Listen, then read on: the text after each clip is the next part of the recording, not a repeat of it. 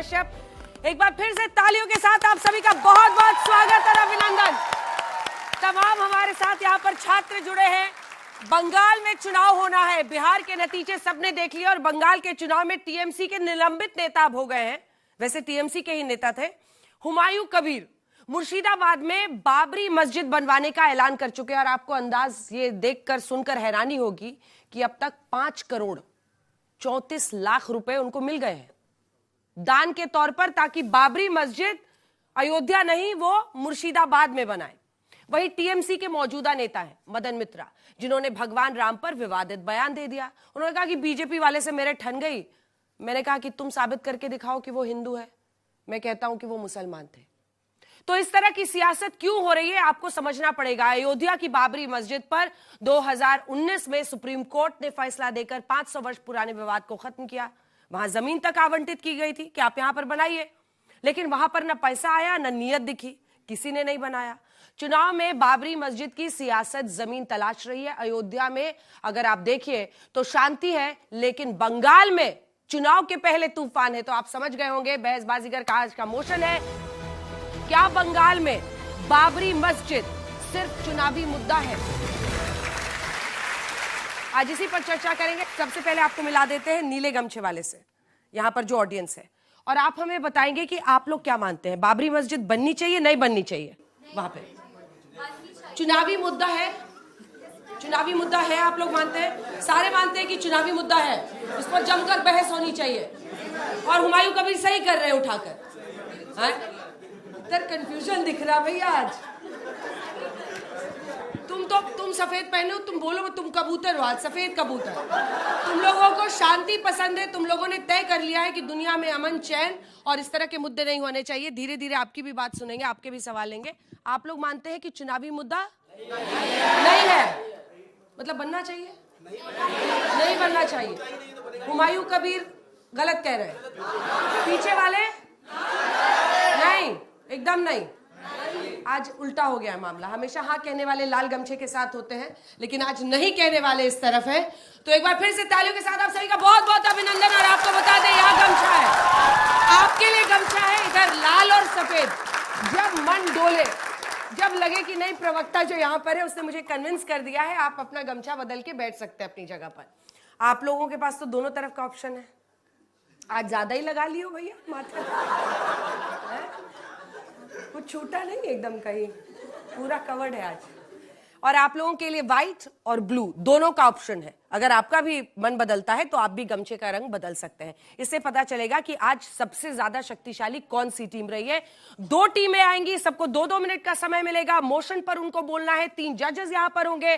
तो स्वागत करते हैं तीनों जजेस का। विनोद अग्निहोत्री जी वरिष्ठ पत्रकार हमारे साथ जुड़ रहे हैं। Doctor Vikram Singh former DGP Uttar Pradesh के हमारे साथ जुड़ रहे हैं। और डॉक्टर इमाम उमर अहमद इलियासी साहब जो कि चीफ इमाम है ऑल इंडिया इमाम ऑर्गेनाइजेशन के। बहुत बहुत स्वागत है आप लोगों का, बहुत स्वागत। विक्रम सिंह साहब का तेवर अभी देखने को मिलेगा आप लोगों को। पूर्व डीजीपी है उत्तर प्रदेश के और जबरदस्त तरीके से कम्युनिकेट करते हैं अपनी बात। तो आज जो पार्टिसिपेंट्स हैं उनको भी अपना स्टैंडर्ड अच्छा रखना होगा। आप तीनों अपनी जगह पर बैठ जाइए और अब अपने पहले 2 वक्ताओं को बुलाते हैं। तो स्वागत कीजिए डॉक्टर अजय आलोक, भारतीय जनता पार्टी के राष्ट्रीय प्रवक्ता हमारे साथ जुड़ रहे हैं। और संजय सरकार जो कि पॉलिटिकल एनालिस्ट टीएमसी के समर्थक हैं, वो हमारे साथ इस बहस में शामिल हो रहे हैं। बहुत बहुत स्वागत है आप दोनों का। आइए अपनी अपनी टीम को लीड कीजिए। अजय जी की तो मुस्कुराहट ही नहीं रुक रही जब से बिहार जीते हैं। सर यहाँ बैठ जाइए अभी, आइए आपको मैं जगह दिखाती हूँ। आइए यहाँ, ये जगह आपकी है। आपकी टीम के तीनों लोग इधर बैठेंगे आपके साथ। या you start here, you sit here. हो गया अजय जी, बोले ना। अब अगले चुनाव की तैयारी है आपकी पार्टी की, क्यों विनोद जी?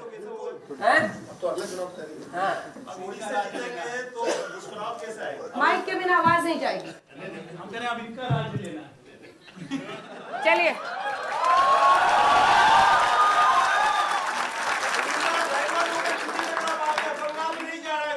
अच्छा, गंगा बहती हुई बंगाल नहीं जा रहा है, सीधे दिल्ली। सर अभी माइक में पूरा मौका मिलेगा, पूरा मौका। चलिए अगले 2 पार्टिसिपेंट्स को बुलाते हैं। तालियों के साथ स्वागत कीजिए आनंद दुबे, प्रवक्ता है उद्धव ठाकरे गुट के, लेकिन आज वो बीजेपी के साथ बैठेंगे। राजकुमार भाटी जी, समाजवादी पार्टी के राष्ट्रीय प्रवक्ता, बहुत स्वागत है आप दोनों का। ये प्रवक्ता भी आजकल सेलिब्रिटी से कम नहीं है, एकदम जबरदस्त है इन लोगों का प्रभाव। जब से इन्होंने अपनी लाइन दी है ना कि हम लोगों का तो वो हाल है कि अंदर जाते हैं तो खाना नहीं, बाहर आते हैं तो चप्पल नहीं। आपको सर उनके साथ बैठना होगा, ये वाली टीम में आज इधर ये पलटी मार चुके हैं। अब अपने अगले दो पार्टिसिपेंट्स को बुलाते हैं। तालियों के साथ स्वागत कीजिए मोहम्मद फैज खान साहब, कन्वीनर है एमआरएम के, और हमारे साथ जुड़ रहे हैं मसूद फयाज हाशमी साहब जो कि इस्लामिक स्कॉलर हैं। बहुत स्वागत, आ गए अपने रंग में आए हैं आज। हैं? एक्स्ट्रा मार्क्स चाहिए इनको, जजेस के सामने जाकर इनको पता है कि असल कहां पर इंप्रेशन जमाना है। बहुत बहुत स्वागत है आप तीनों का। तो एक बार फिर से आपको मोशन पता ही है, मोशन एक बार जो हमारे साथ यहाँ पर मेहमान आए हैं तो उनको भी बता दें, क्योंकि अब बिहार के बाद पश्चिम बंगाल में चुनाव है, और ऐसे में अगर हुमायूं कबीर जो कि निलंबित नेता है टीएमसी के, वो बंगाल में मुर्शिदाबाद में बाबरी मस्जिद के लिए 5 करोड़ 34 लाख रुपए इकट्ठा कर चुके हैं, हर जुमे पर बड़ा जमावड़ा वहां पर लगा रहे हैं, तो क्या बंगाल में बाबरी मस्जिद चुनावी मुद्दा है? अजय आलोक जी आ जाइए, सरकार साहब जल्दी से आइए। संजय सरकार आप यहां पर आ जाइए। अजय आलोक जी, इस विषय पर बोलने का आपका 2 मिनट का समय शुरू होता है अब। बाबर ना इस देश का था, ना बाबरी इस देश की विचारधारा हो सकती है। बाबर एक आक्रांता था, और कोई भी धर्म आक्रांता के नाम पे या तो मस्जिद हो या मंदिर हो या गिरजाघर हो या चर्च हो बनाने की इजाजत नहीं देता है। तो बाबरी मस्जिद अपने आप में जो बनी, जो ढांचा था, वो एक इलीगल ढांचा था, और उसको कोर्ट ने भी जब माना कि ये ढांचा था, और आज राम मंदिर बन चुका। आज बंगाल में ये हुमायूं कबीर जो हैं, ये पहले कौन थे? जिस विचारधारा का प्रतिनिधित्व कर रहे हैं उसका अंजाम हम देख रहे हैं कि बांग्लादेश में क्या हो रहा है। जिस तरह से फसल कटते हैं ना, उस तरह से हिंदुओं को काटा जा रहा है। यही मुर्शिदाबाद में भी हुआ था। और आज इस बाबरी मस्जिद के नाम पर धर्मावलंबियों की, कट्टरपंथियों की जमात जिस तरह से इकट्ठा हो रही है, जिसको समर्थन मिल रहा है पूरे देश में, क्योंकि हैदराबाद से भी आवाज आई थी कि यहां भी बाबरी मस्जिद बनाएंगे। बाबरी नहीं बनेगी, और बाबरी का विचारधारा भी कभी नहीं चलेगा इस देश में। ये बात तो लोग जान जाएं।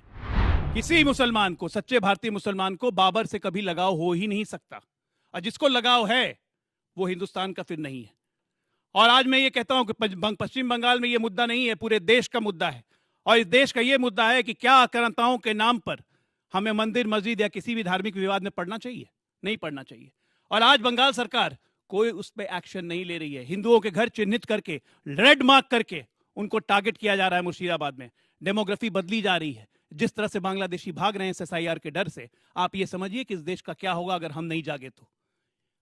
मैं हिंदुओं की बात नहीं कर रहा हूं, हर मुसलमान को जागना पड़ेगा, क्योंकि ये घुसपैठी है, ये कट्टरपंथी जब आते हैं तो आपकी सोच को विषैला कर देते हैं, और विषैले सोच वालों के लिए भारत में तो जगह नहीं होनी चाहिए। बात सिर्फ चुनाव की नहीं है, चुनाव आएंगे जाएंगे, देश रहना चाहिए, और देश रहने के लिए बहुत जरूरत है कि हम अपने आप को भारतीय माने, तब हिंदू और तब मुसलमान और तब सिख और तब ईसाई। ये भावना जिस रहेगी, देश बचा रहेगा। धन्यवाद। समय से पहले खत्म। भाई ओपनिंग बल्लेबाज ने जबरदस्त बल्लेबाजी की है इस तरफ से। संजय जी भी पूरी तैयारी के साथ आए हैं, और कुछ पेपर ऊपर आपको मुश्किलों पकड़ने में बता दीजिएगा। बहुत सारे पोस्टर्स लेके आए हैं वो आपके खिलाफ। चलिए संजय जी। जय बांग्ला, जय बंगाली, जय हिंद। मैं एक सेकंड टाइमर सेट कर दूं सर। आपका इस विषय पर बोलने का 2 मिनट का समय शुरू होता है अब। जय बांग्ला, जय बंगाली, जय हिंद।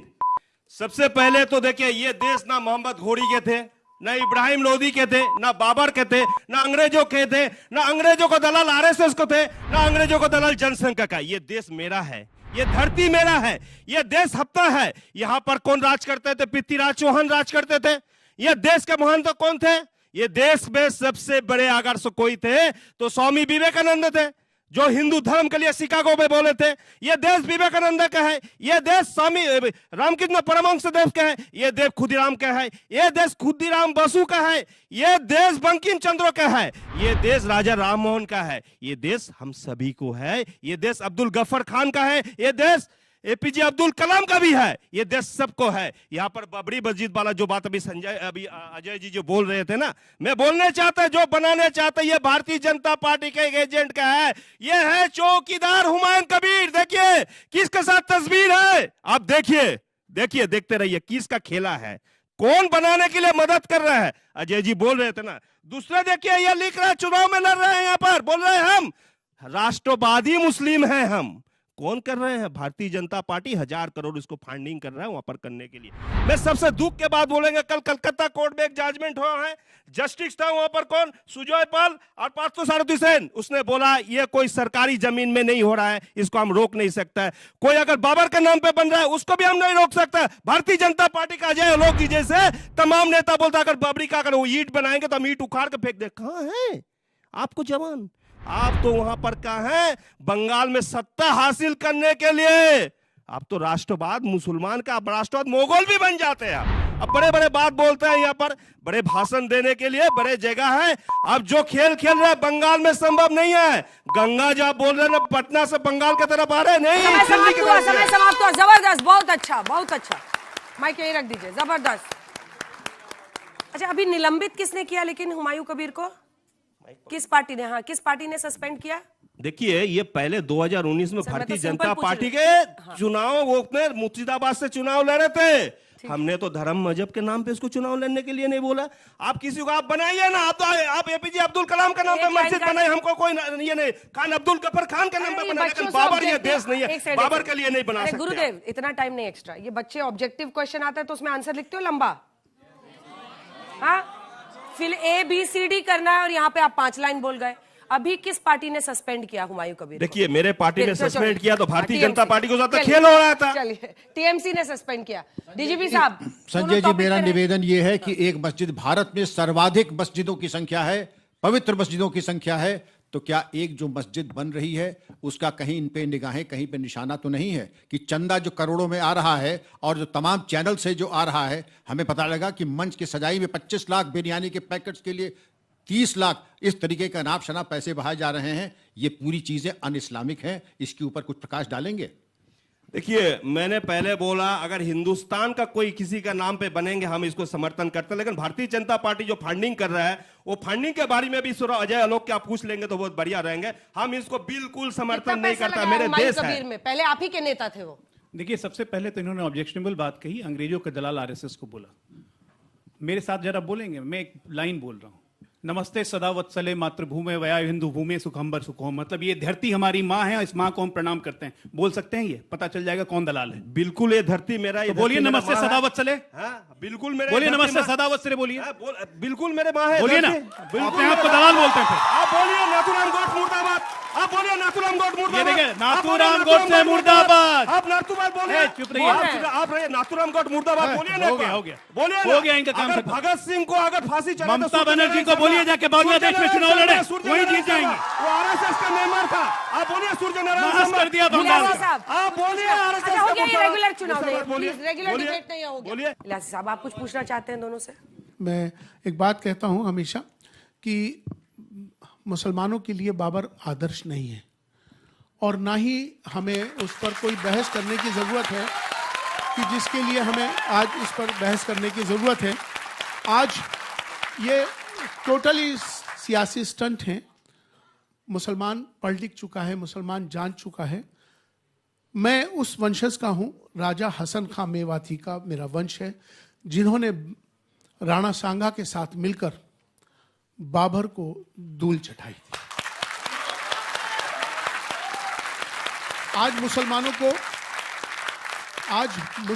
को मस्जिदों की कमी नहीं है भारत के अंदर। मैं चीफ इमाम हूं। भारत के अंदर 5.5 लाख मस्जिदें हैं। भारत के मुसलमानों को अब मस्जिदें नहीं, विश्वविद्यालय चाहिए, कॉलेजेस चाहिए। आज शिक्षा की जरूरत है, उस पर बहस होनी चाहिए। आज इसकी जरूरत है। विश्वविद्यालय और नौकरी, विनोद अग्निहोत्री जी। लेकिन विपक्ष तो यही कह रहा है ना कि इनका प्रॉप है हुमायूं कबीर। वो ये आरोप लगा रहे हैं कि बीजेपी उनको फंड कर रही है। अब विपक्ष के आरोप पर मैं क्या बोलूँगा, अजय आलोक जी उसका सही जवाब दे सकते हैं उस आरोप का। लेकिन जो मौलाना साहब ने कहा, देखिए बाबर जो है उसका नाम रट रट करके, खास करके अजय आलोक की पार्टी ने उसको हीरो बना दिया, अननेसेसरी एक खलनायक को। बाबर बाबर बाबर बाबर बाबर। अरे भाई बाबर का कालखंड मात्र 4 साल का था इस देश में। उससे ज्यादा लंबे समय तक हुकूमत करने वाले बादशाह और सुल्तान और राजा रहे हैं। लेकिन बाबर बाबर बाबर बाबर, जब बाबर को मतलब छोटा सा रिस्पॉन्स राम के बराबर लगा दिया। अरे बाबर और राम की क्या तुलना है? लेकिन हर चीज में छोड़िए बाबर को, आगे बढ़िए। अब बाबर के बाद छोड़िए बाबर बाबर का को, आगे जमाना है। बढ़िए, बढ़ते क्यों नहीं? हाँ, हम आगे बढ़ रहे हैं। हम काशी भी जाएंगे, मथुरा भी जाएंगे। बाबर को छोड़ दिया हमने, वहां राम मंदिर बन चुका है। चलिए चलिए चलिए, हो गया, आप दोनों जाइए। राजकुमार भाटी जी, आनंद दुबे जी, जल्दी जल्दी अपनी जगह पर आ जाइए। और आप दोनों अगले वक्ता हैं, 2-2 मिनट का समय मिलेगा आपका इस विषय पर बोलने का। 2 मिनट का समय दुबे जी शुरू होता है अब। वंदे मातरम, भारत माता की जय, जय श्री राम, जय हिंद, सनातन की जय हो। राम नाम आधार जिन्हें, वो जल में राह बनाते हैं, और जिन पर कृपा राम करें वो पत्थर भी तिर जाते हैं। हम तो उस देश से आते हैं, हम उस संस्कृति से आते हैं जहां राम भगवान ने अपने पिता और माता के वचनों को पूरा करने के लिए वन चले गए। हम उस भारत देश से आते हैं जहां श्री कृष्ण भगवान ने गीता का उपदेश दिया तो पूरा विश्व उसको सुनने के लिए आतुर हो गया। उस देश में अगर कोई बाबर, खाबर, डाबर या कोई हुमायूं, मुमायूं या औरंगजेब की बात करता है तो ये बेईमानी है, क्योंकि यहाँ अगर कोई बात होनी चाहिए, सुबह से लेकर शाम होनी चाहिए, तो छत्रपति शिवाजी महाराज की बात होनी चाहिए, छत्रपति संभाजी महाराज की बात होनी चाहिए।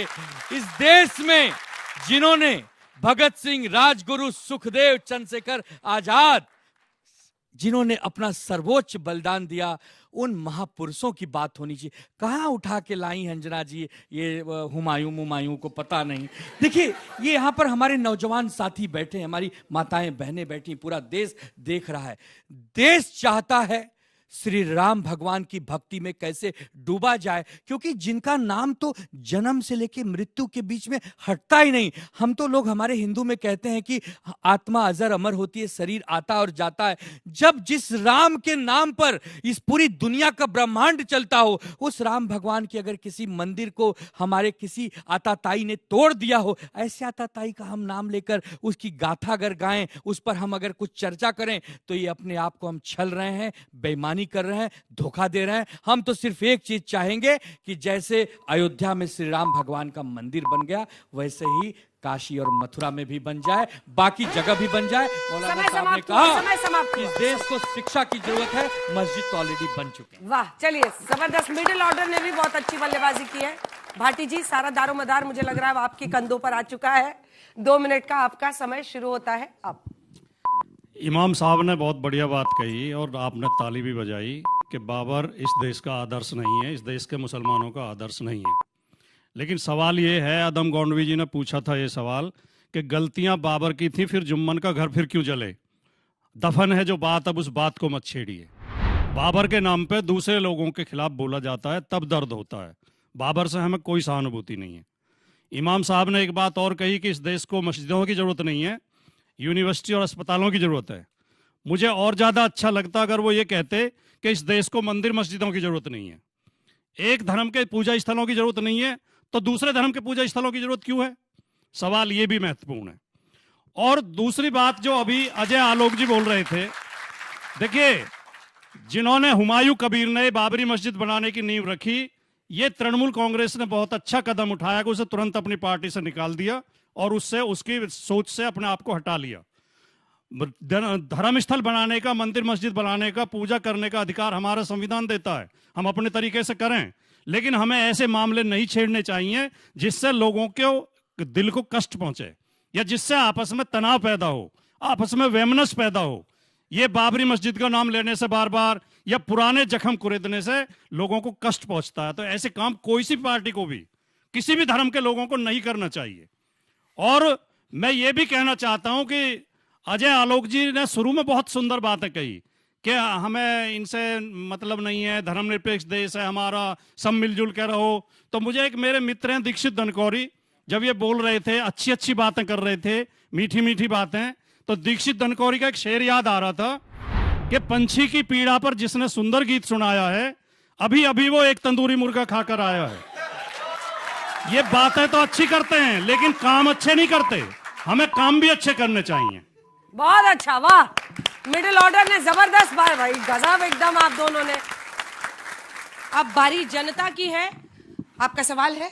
ठीक है, पहले नेता चुन लेते हैं दोनों। कौन आप आ रही हैं? आइए। ताली बजाइए भाई, लड़कियां आती है सामने, इसके लिए तो जबरदस्त खुशी होती है, क्योंकि हम ये मानते हैं कि बहस बाजीगर में सिर्फ आप यहीं पे वेट कीजिए। नाम क्या आपका? भूमिका। भूमिका, आप यहीं पर वेट कीजिए। अब इस हिस्से में आते हैं। इधर कौन बोलने वाला है? आप आइए, ताली बजाइए भाई इनके लिए, आइए, क्योंकि हम चाहते हैं कि बच्चे खुलकर अपनी बात कहें। 45 सेकंड का वक्त इनको दिया जाता है। युवा नेता भी यहां से निकले जिनको ये ताकत आए कि वो न सिर्फ यहाँ के ऑडियंस बल्कि सीधा करोड़ों लोग जो आज तक को देखते हैं वो आपको देखेंगे। आपका नाम क्या है? कीर्ति। कीर्ति, इस विषय पर टॉपिक आप समझ गई हैं?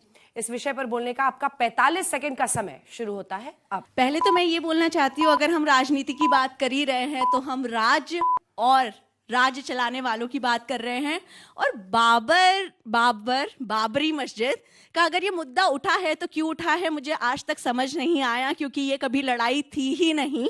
और राम मंदिर, मैंने पहले भी बोला था, राम मंदिर बनना चाहिए था और वो बन गया है, वो अलग बात है। जैसे सर ने बोला कि उससे बनने में इसलिए टाइम लग गया क्योंकि हम लीगल लड़ाई लड़ रहे थे, अगर नहीं लड़ते तो बन तो वो 2 या 5 साल में भी जाता। और मुझे ये समझ नहीं आता, टीएमसी अगर हम बात कर ही रहे हैं कि बंगाल में अगर ये विवाद हो रहा है, वहाँ मस्जिद और मंदिर की बात होती है, लेकिन जब देश की बात आती है तो वहाँ की दीदी कहाँ चली जाती है। चलिए, बहुत अच्छा। भूमिका, इस विषय पर बोलने का आपका 45 सेकंड का समय शुरू होता है अब। आप सभी का बहुत बहुत धन्यवाद। महोदय, सबसे पहले इन्होंने बात की है राम मंदिर की कि इन्होंने बहुत ज्यादा लीगल लड़ाई लड़ी है, परंतु इन्होंने जो है 1992 में जब खंडन किया था उस बाबरी मस्जिद का, तो उसमें उन्होंने द प्लेसेस ऑफ वर्शिप 1991 का एक्ट का खंडन किया आप लोगों ने। उसके बाद जब मैं बात करती हूँ तो आप बीजेपी की क्या विचारधारा होती है? बीजेपी की विचारधारा मुझे इस समय ऐसी लग रही है कि मंदिर बन जाए तो उनकी जीत हो जाती है और मस्जिद बन जाए या मस्जिद बन जाए तो उनकी हार हो जाती है। तो मंदिर मस्जिद की जब आप खुद ही लड़ाई कर रहे हैं तो आप टीएमसी को कैसे कह सकते हैं, जब टीएमसी ने बाबरी मस्जिद बनने के बाद ही उस नेता को निकाल दिया था, उसने बोल दिया था कि हमें बाबरी मस्जिद नहीं चाहिए। जब उसने साफ साफ ये चीजें कर दी है तो आप टीएमसी को क्यों बोल रहे हैं कि वो राजनीति मस्जिद के नाम पे कर रही है?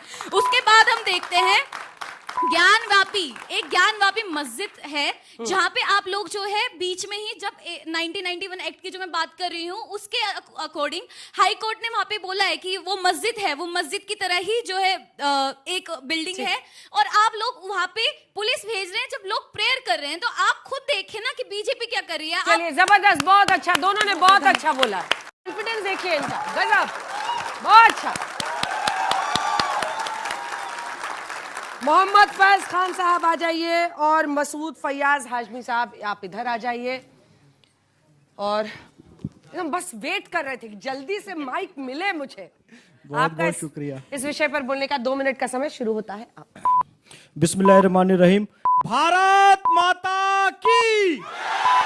अफसोस देखिए, ऐतिहासिक सत्य देखिए कि सुअर का मांस खाने वाला और शराब पीने वाला बनाता है Islamic Republic of Pakistan Mohammad Ali Jinnah, और जिसे नमाज पढ़ना ही नहीं आता वो हुमायूं कबीर बना रहा है बाबरी मस्जिद। अरे बाबरी मस्जिद, अचार को मुरब्बा बना रहे हो, क्यों बाबर को अपना अब्बा बना रहे हो? यदि इस देश में मस्जिद बनाना ही है तो अल्लाह के नाम पर बनाइए, रसूल अल्लाह के नाम पर बनाइए, वली अल्लाह के नाम पर बनाइए, हसन खान मेवाती के नाम पर बनाइए, अशफाक उल्लाह खान के नाम पर बनाइए। बाबर से तुम्हारा क्या संबंध है? बाबर के नाम से मस्जिद क्यों? और मैं ये कहना चाहता हूं कि जिन जख्मों को वक्त भर चला है तुम क्यों उन्हें छेड़े जा रहे हो? जब सुप्रीम कोर्ट ने फैसला दे दिया है कि यह केस खत्म हो चुका है, फिर इस पर हुमायूं कबीर और ममता बनर्जी जैसे लोग क्यों राजनीति करने पर तुले हुए हैं? राजनीति हो रही है लेकिन ये लोग कर रहे हैं। मैं आप सबसे यह कहना चाहता हूं कि आज बंगाल में और इस देश में रोजगार मुद्दा है। आप बंगाल में रोजगार पे बात कीजिए, रोहिंग्या पे बात कीजिए, घुसपैठियों पे बात कीजिए, आंतरिक सुरक्षा पे बात कीजिए। सच्चाई छुप नहीं सकती बनावट के उसूलों से, और खुशबू आ नहीं सकती कभी कागज के फूलों से। तुम राजनीति कर रहे हो और इस बात को आप समझ जाओ, नेता वो होता है जो जख्मों पर मरहम लगाए, जख्मों को कुरेदने वाला नेता नहीं होता। और मेरे युवा साथियों, आपको चुप नहीं रहना है। बाबर हमारा आदर्श नहीं हो सकता, इसलिए समर शेष है, नहीं पाप का भागी केवल व्याध, जो तटस्थ है समय लिखेगा उनका भी अपराध। बाबर हमारी भारतीय मुसलमानों की अस्मिता का प्रतीक बाबर नहीं हो सकता। बाबर जहीरुद्दीन हमारा आदर्श नहीं, समय समाप्त हुआ। हमारे आदर्श समय हैं। समाप्त हुआ। टीम अजय आलोक ने अपनी बल्लेबाजी खत्म कर ली है। ये मसूद फयाज हाशमी साहब, आपका समय शुरू होता है 2 मिनट का अब। देखिए, मैं अपनी बात उर्दू के एक मुहावरे से शुरू करना चाहता हूं कि चोर से कहो कि चोरी कर और साहूकार से कहो तेरे घर पर डाका डलने वाला है। यही हाल इस मस्जिद के मामले में भारतीय जनता पार्टी और आरएसएस के लोग और ये लोग कर रहे हैं। बाबर क्या चीज है? बाबर को आया कहां से? बाबर को लाया कौन? बाबर को लाया राणा सांगा और ये राणा सांगा की औलादें। अब जब बाबर हट चुका, मिट चुका, बर्बाद हो चुका, लुट चुका, तब ये बाबर का नाम लेके और बाबरी मस्जिद का नाम लेके लोगों को गुमराह करने की बात कर रहे हैं। एक कोई मिसाल दे दे कि हिंदुस्तान के अंदर, भारत में, इस सरजमीन पर बाबर के लिए, शाहजहां के लिए, औरंगजेब के लिए या किसी के लिए भी किसी मुसलमान ने कोई हिमायत का ऐलान किया हो, कोई धरना प्रदर्शन किया हो? यहाँ पे हमारे दिल्ली के अंदर नाम बदल दिया गया औरंगजेब रोड का, हमने किसी ने कोई उसके ऊपर आपत्ति नहीं की, क्योंकि हम नहीं चाहते कि जो लोग हमारे नहीं थे उनको आप जबरदस्ती हमारा बनाने की कोशिश कर रहे हैं, वो हम किसी भी हाल में बर्दाश्त नहीं करेंगे। और यहाँ पर अब राइट विंग वालों ने बात की बाबरी मस्जिद के बारे में, उन्होंने कोर्ट की बेइज्जती की है, कोर्ट की अवमानना की है। कोर्ट ने अपने जजमेंट में कहा है कि यहां पर कभी कोई डिमोलिशन नहीं हुआ, किसी मंदिर को नहीं तोड़ा गया, यहां पर मंदिर नहीं था। इस बात को कहकर कोर्ट ने कहा कि सिर्फ आस्था की बुनियाद पे हम मुसलमानों से अनुरोध कर रहे हैं कि वो अपने भाइयों को ये जगह दे दें। हमने उस बुनियाद के ऊपर ये जगह दी है। अगर आप हमें धमकी दे रहे हैं और आप कह रहे हैं कि आप इधर जाओगे उधर जाओगे, तो कोर्ट की अवमानना कर रहे हो आप। इससे पहले भी कर चुके हो और आप धमकियां दे रहे हो। अजय जी ने यह धमकी दी, उसका नतीजा वो जो नौजवान यहां पर नीति आई थी उसने भी ये कहा कि हमें 5 दिन लगते या 5 साल लगते। सिर्फ मैं आपसे कहना चाहता हूं कि सितम करोगे सितम करेंगे, कर्म करोगे कर्म करेंगे। हम आदमी हैं तुम्हारे जैसे, जो तुम करोगे वो हम करेंगे। भूल जाइए इस बात को, लड़ाई की बात को भूल जाइए, प्रेम की बात कीजिए। बिल्कुल जरूरत नहीं है यहाँ पे किसी बाबर के नाम की कोई मस्जिद बनाने की, और ना ही हमने कभी समर्थन किया है। और अगर बाबरी मस्जिद बनेगी तो उसी जगह बनेगी। जो हम करेंगे ये करेंगे। बोल दीजिए वंदे मातरम, जय श्री राम, भारत माता की जय। अभी ईमान चला जाएगा इनका। जो हमारा अपने देश की जय बोलने से ईमान चला, जो मेरा दीन सिखाता है, जो मेरा मदद सिखाता है वो कहूंगा, लेकिन मैं किसी को मजबूर नहीं करूंगा कि तुम अल्लाह अकबर कहो। ईमान चला जाएगा। मैं किसी को मजबूर नहीं करूंगा कि तुम ला इलाहा इल्लल्लाह कहो। मैं किसी को मजबूर नहीं करूंगा कि तुम अल्लाह अकबर कहो। ये मजबूर करना और लोगों के ऊपर गुंडागर्दी दिखाना, ये आप लोगों का काम है।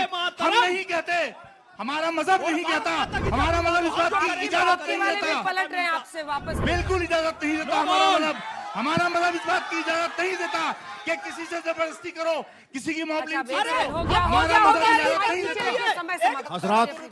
हजरात, अंजना जी कंडक्ट कर रही हैं इसको, और हम समझता हूं कि जितने अदब और तहजीब से आपने अपनी बातें रखी, हम लोगों को सीखने का मौका मिला। हाँ, अंजना जी जो कह रही हैं, चलिए अब आप लोग बिल्कुल जो विक्रम सिंह जी कह रहे हैं वो अब कोई ऐसा है जो अपने गमछे का रंग बदलना चाहता है, गमछा बदलना चाहता है?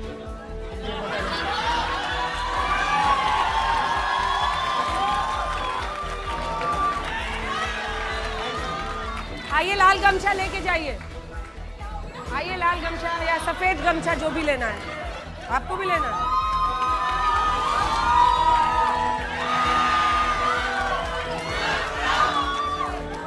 भाई कोई ऐसा है जिसने नीला गमछा लिया है?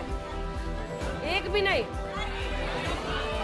आज ये लाल वाले बहुत खुश हैं, दिखा दीजिए इनको। लाल वाले बड़े खुश हैं भाई।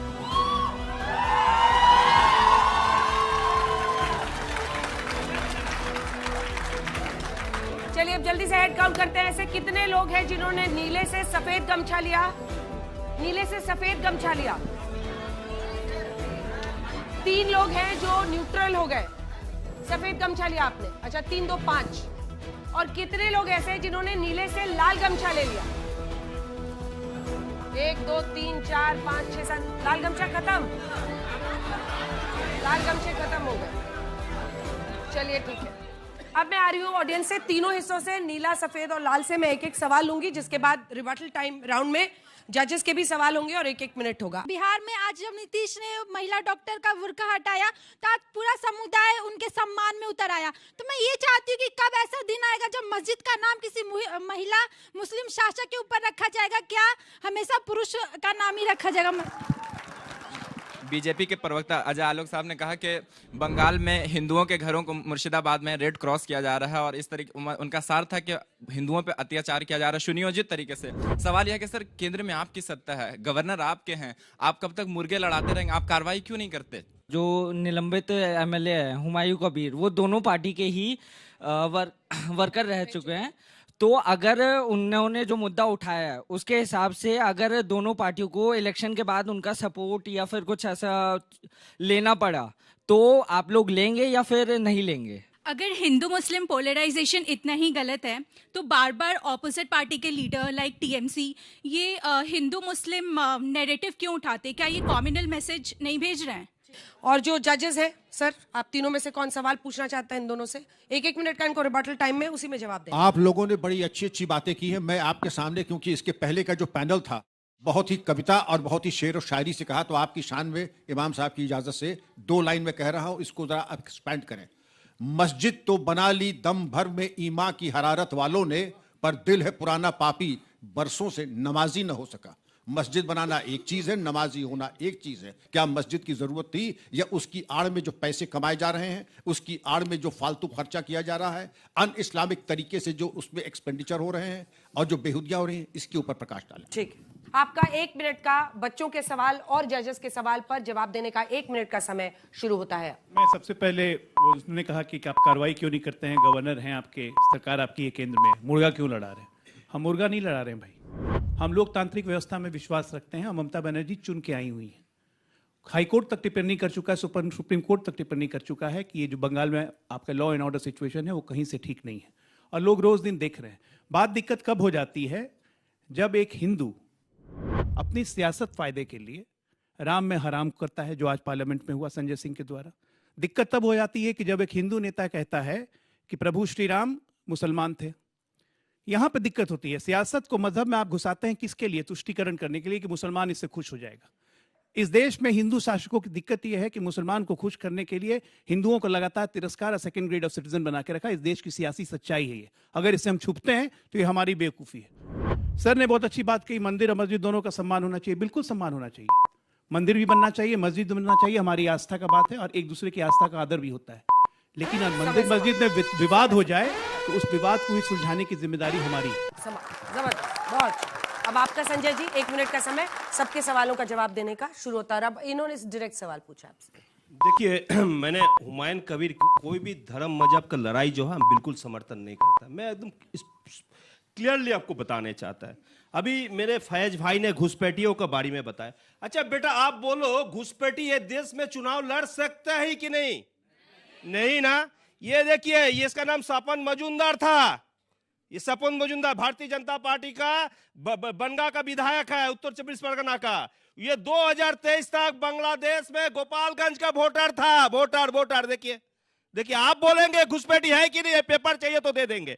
अच्छा आप तो सनातनी है बेटा, मानते हैं कि ना आप सब सनातनी है? आप कभी गाय का गोश्त कोई हिंदू कहीं ले जा सकता है? नहीं ना। ये भारतीय जनता पार्टी का एमपी मिनिस्टर शांतनु, इसका ये शांतनु ठाकुर है इसका नाम। इसने अपना पैड में बीएसएफ का 85 बैटालियन को लिखता है, हम जियारो रामन को भेज रहा हूं, 3 केजी गाय का गोश्त बांग्लादेश में लेके जाएंगे। हिंदुत्व है, हिंदुत्व है। आपको नमूना दिए थे। 1 मिनट खत्म हो गया, बोलने का मौका नहीं मिला। अगर दोबारा मिलेंगे तो कुछ सब सवाल का जवाब देंगे। आपको बोले हिंदुत्व देख लीजिए, हिंदुत्व बोल के मौका हिंदुत्व दे दीजिए, देख लीजिए हिंदुत्व। समय समाप्त हो गया, समय समाप्त हो गया। बैठिए, चलिए आइए, जल्दी से आइए आनंद दुबे जी और भाटी साहब, जल्दी आइए। तालियां बजाइए भाई दोनों के लिए, बहुत अच्छा बोलते हैं दोनों।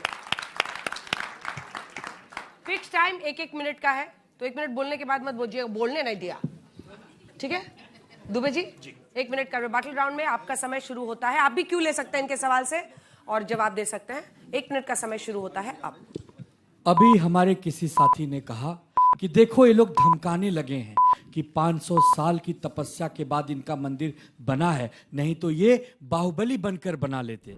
तो मेरे भाई आपको बता दे कि हम उस मर्यादा पुरुषोत्तम राम भगवान हमारे जो आराध्य हैं, उन्होंने हमें सिखाया है कि विनय न मानत जलद जड़, गए 3 दिन बीत, और बोले राम सकोप तब भय बिन होय न प्रीत। कभी कभी किसी को समझाने के लिए कभी कभी भाषा बदलनी पड़ती है, लेकिन फिर भी हिंदू इतना सहिष्णु है, सनातनी इतना उदार और करुणा का सागर है कि हमने जाना वहां नहीं उचित समझा, हमने तपस्या करना उचित समझा। और उसी की वजह से आज 2025 में गर्व के साथ हम कह सकते हैं कि अयोध्या में श्री राम भगवान विराजमान है। और एक बात और अंजना जी, हम कहते हैं गर्व से कौम हिंदू हैं, और साथ ही साथ दूसरे धर्मों का सम्मान भी करते हैं, क्योंकि यही भारत की खूबसूरती है, यही सनातन की खूबसूरती है, और यही हिंदुत्व ने हमें सिखाया है कि सबको साथ लेकर चलोगे तभी ये देश आगे बढ़ेगा। समय समाप्त हो। वाह भाटी साहब, आपका भी 1 मिनट का समय शुरू होता है अब।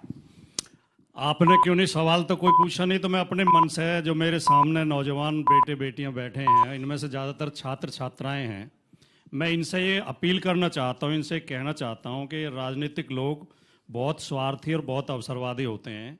इन्हें जब तक धर्म और जाति के नाम पे वोट देते रहोगे, ये धर्म और जाति के मसले उठाते रहेंगे। इन्हें धर्म और जाति के नाम पे वोट देना बंद कर दो। इनसे सवाल पूछो शिक्षा के बारे में, रोजगार के बारे में, दवाई के बारे में, सड़क के बारे में, सिंचाई के बारे में, बिजली के बारे में, रेल के बारे में, हवाई जहाज के बारे में। हवाई अड्डों पर लाखों लोग फंसे रहे, उनकी दुर्गति होती रही और सरकार मौन धारण किए बैठी रही। दिल्ली की हवा इतनी जहरीली हो रही है कि लोग मर रहे हैं, बच्चे मर रहे हैं, डॉक्टर पर्ची पे लिख रहे हैं कि दिल्ली छोड़कर चले जाओ, और सरकार मौन बैठी है। सरकार चर्चा कराती है वंदे मातरम पे, 10 घंटे लोकसभा में चर्चा होती है, लेकिन पॉल्यूशन के ऊपर 1 घंटा चर्चा नहीं होती। जब तक आप ये सवाल नहीं पूछोगे, ये नेता आपको बहुत अच्छा, गुमराह करते हैं। असल मुद्दे आपने उठाए, बहुत अच्छा, जबरदस्त। आप दोनों अपनी जगह पर जा सकते हैं।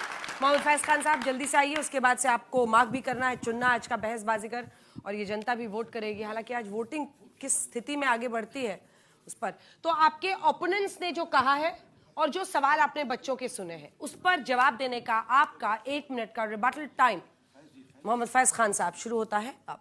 ये मेरी बेटी है, एक मेरी बेटी को चुन लिया, अरे ये सारी बेटियां मेरी बेटी है। सूरज की रूह, चांद का चेहरा है बेटियां, खुशबू है, तितलियां है, कलेजा है बेटियां, और फुर्सत मिले तो इनको जरा पढ़ भी लीजिए, गीता है, कुरान हुआ, बाइबिल है बेटियां।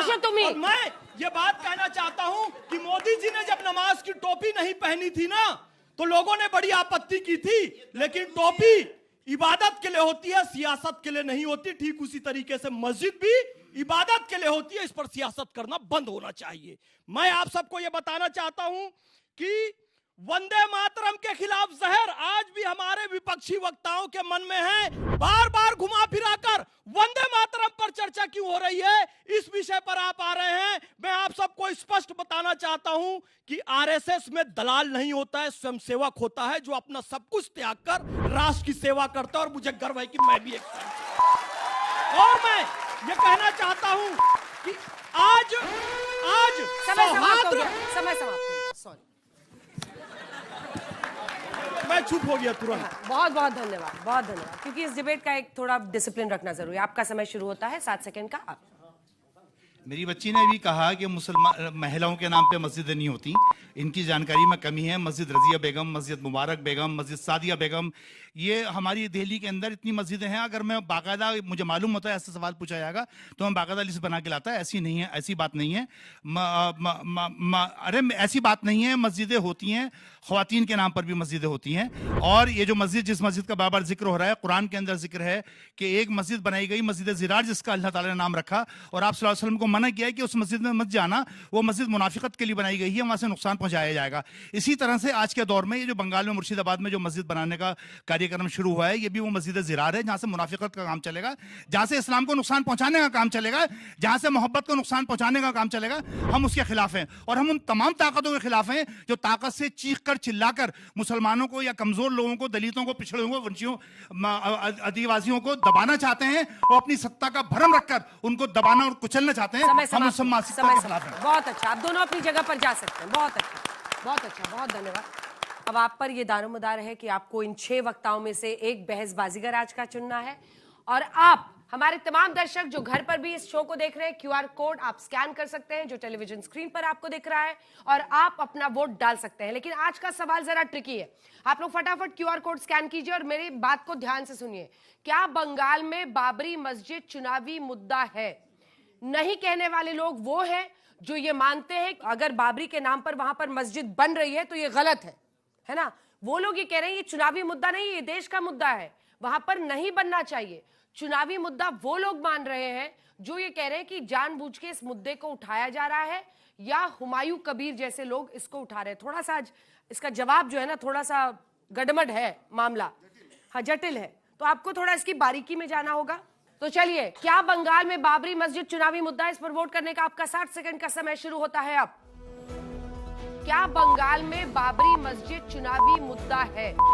नहीं कहने वाले लोग वो हैं जो ये मानते हैं कि अगर बाबरी के नाम पर वहां पर मस्जिद बन रही है तो ये गलत है। कर दिया वोट? कह नहीं सकते वाले जो है ना वो हमेशा डाइसी रहते हैं। 78% लोग अभी कह रहे हैं नहीं। मुझे तो लग रहा है कि नीले गमछे वाले भी ऐसे तमाम लोग थे जो इस मुद्दे पर चाह रहे थे कि बाबरी मस्जिद वगैरह बननी नहीं चाहिए, और बच्चे तो कोई नहीं कहनी चाहिए, बहुत कम लोग हैं। लेकिन 15% अभी भी टीम संजय सरकार राजकुमार भाटी के लिए वोट करती हुई दिखाई दे रही है। अब सिर्फ 27 सेकंड 25 सेकंड के आसपास बचे हैं। आप लोग अपना वोट डाल सकते हैं। हमारे तमाम दर्शक जो घर पर भी इस शो को देख रहे हैं वो भी अपना वोट डाल सकते हैं। अब सिर्फ 15 सेकंड बचे हैं। क्या बंगाल में बाबरी मस्जिद चुनावी मुद्दा है? अगर टीम अजय आलोक के लिए वोट करना है तो नहीं 76%, और हाँ वाले संजय सरकार की टीम के लिए 16% हो गया है। 5 4 3 2 1 समय समाप्त हुआ। 76% के साथ टीम अजय आलोक आज जीत गई है। बहुत बहुत अभिनंदन आप लोगों का। दुबे जी सोच रहे कि उठे कि ना उठे, क्या करें। बहुत अच्छा। और अब सारा कैमरा फोकस शिफ्ट कीजिए तीनों जजेस पर। क्या आप लोग एक निष्कर्ष पर पहुंच चुके हैं? आज का विषय जो है मुद्दा बड़ा जटिल रहा है, और इन 6 वक्ताओं में से कोई भी हुमायूं कबीर के बाबरी मस्जिद बनाने के पक्ष में नहीं था। बिल्कुल नहीं, किसी ने नहीं बोला। नहीं। और ऐसे में बड़े दिलचस्प ये हुआ कि आप लोगों के लिए भी तय करना मुश्किल था कि किसकी तरफ वोट करें। इसलिए अंजना जी ने स्पष्ट किया कि किसको करना है। लेकिन सबसे दुखद बात यह है कि विषय पर बहुत कम बोला गया। कोई राम पर बोला, कोई इस्लाम पे बोला, कोई वंदे मातरम पे बोला। जो मुख्य विषय था कि बंगाल के चुनाव में मुद्दा है, इस पर कोई नहीं बोला वक्ताओं की तरफ से। इसके बावजूद हम सब ने मिलकर तय किया है बहस बाजीगर का, और इमाम साहब से गुजारिश है कि वो उसके अनाउंस करें। विक्रम जी, आप कुछ कहना चाहें? वैसे सभी एक से एक बढ़ करके प्रवक्ता, एक से एक बढ़िया प्रतिभाशाली विद्वान पैनलिस्ट थे, और ये चयन बहुत ही मुश्किल था। तो हमने अपना तुच्छ मत इमाम साहब को पेश किया। अब काबिल एहतराम हमारे इमाम हमारी सरपरस्ती फरमाएं और जो बेस्ट स्पीकर है उसके बारे में घोषणा करें। क्या बात। मुझे लगता है कि बहस बहुत अच्छी रही है। सबने बहुत अच्छे ढंग से अपनी बात को रखा है। हमें किसी को कम और नंबर ज़्यादा नहीं दे पाएंगे। लेकिन अभी जो हमारे साथी हैं विवेक और हमारे सिंह साहब, इन्होंने कहा कि फैसला इमाम साहब हमने सबने मिलकर जो किया है। अभी जो बात रखी है फैज साहब ने, एक बात जो रखी है बिल्कुल ठीक है, लेकिन मैं इनसे एक गुजारिश करना चाहता हूं। गुजारिश ये है कि आपने कहा कि वंदे मातरम, अगर आप साथ में, चूंकि भाषाओं का अंतर है, अगर इसी को आप ये भी कह देते मादरे वतन जिंदाबाद तो बहुत अच्छा होता। हम सबको, चाहे भारत माता की जय हो, ये जय जयकार है, भारत की राष्ट्र की जय जयकार है, ये उद्घोष है जय का। इसी तरह से मुसलमान चूंकि वो कहता है मादरे वतन जिंदाबाद, उसकी भी अपने देश में भावनाओं में कोई कमी नहीं है। और भारत के अन्य हिंदू भाई भी मादरे भारत माता की जय कहते हैं या वंदे मातरम कहते हैं, उनका भी वही भाव है। भाव सबका एक ही है, भाषाओं का अंतर है। हमें इस बात का ध्यान रखना चाहिए। इस मामले में अभी चूंकि फैसला मुझे दे दिया गया है, तो मैं समझता हूं कि फैज साहब ने बहुत अच्छे से अपनी बात को रखा है। हम सब ने यही तय किया है कि फैज साहब के हवाले से, तो फैज साहब के हवाले से उन्होंने अपनी बात को बहुत अच्छा से रखा है। लेकिन फैज खान साहब गजब। हाँ, नहीं पहले भी किया था, बाद में भी कर लीजिए। वाह वाह, गजब गजब, बोले बहुत अच्छा, बोले। तो बस जोरदार तालियां हो जाए आज के बहस बाजीगर मोहम्मद फैज खान साहब के लिए। इसी के साथ बहस बाजीगर में आज के लिए इतना ही। आप सभी का बहुत बहुत धन्यवाद। तालियों के साथ बहुत बहुत धन्यवाद सभी बच्चों का जो हमारे साथ इस चर्चा में शामिल रहे। देश दुनिया की बाकी खबरों के लिए आप देखते रहिए आज तक।